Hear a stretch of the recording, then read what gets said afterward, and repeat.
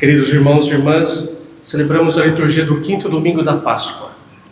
E hoje a igreja proclama o Evangelho de Jesus Cristo segundo São João, capítulo 14, versículos do 1 ao 12. Esse discurso de Jesus é conhecido pelo título do discurso da despedida. Jesus está na última ceia e Jesus faz um discurso de despedida para os apóstolos, dizendo que ele vai para o Pai. Então, é dentro desse discurso que Jesus Cristo proclama: eu sou o caminho, a verdade e a vida. Esse versículo, eu sou o caminho, a verdade e a vida, não é simplesmente um ensinamento bonito de Jesus, mas ele foi inspiração para a vida espiritual da igreja. Dentro da igreja, nós vemos esse versículo como 3 grandes etapas de uma vida espiritual. Então eu gostaria de falar sobre isso, sobre essas 3 grandes etapas da nossa vida espiritual. Jesus Cristo fala: eu sou o caminho. E aqui a igreja vê como o caminho a via purgativa, ou seja, a via da purificação. Essa via da purificação acontece no momento da nossa conversão.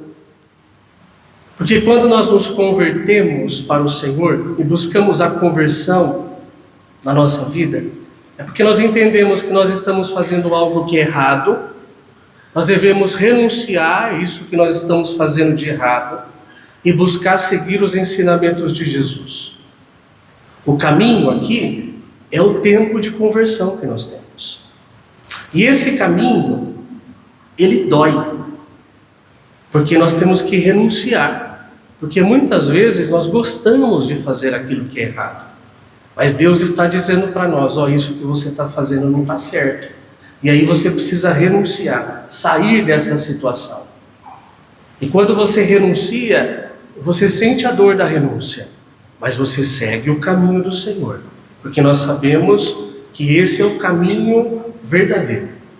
Essa dor é uma dor que cura, é uma dor que salva, é uma dor que nos liberta, porque muitas vezes aquilo que não é dor, aquilo que é o caminho do pecado, isso vai trazer uma falsa ilusão para nós de felicidade.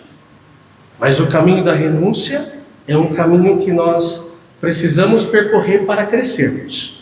Se eu quero crescer enquanto pessoa, crescer na intimidade com o Senhor, eu preciso sempre fazer uma avaliação, um exame de consciência e pensar o que eu preciso mudar para estar nesse caminho.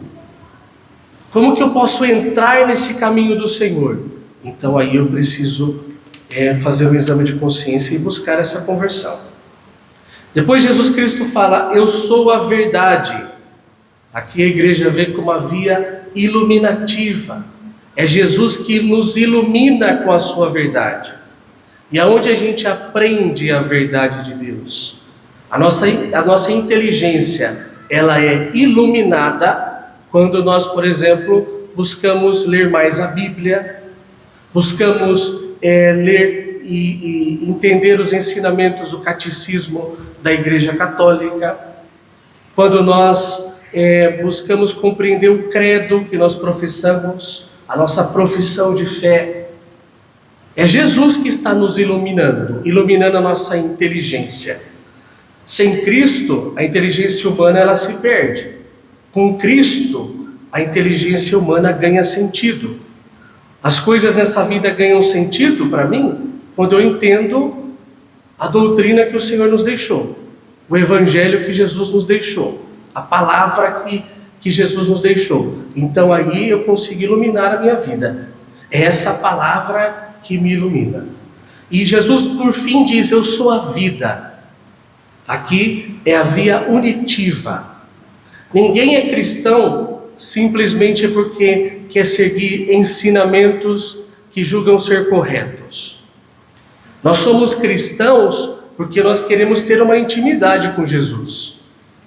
Precisamos ter essa intimidade com o Senhor. Essa via unitiva está dizendo que eu tenho uma grande amizade com Jesus. Jesus não pode ser simplesmente um profeta.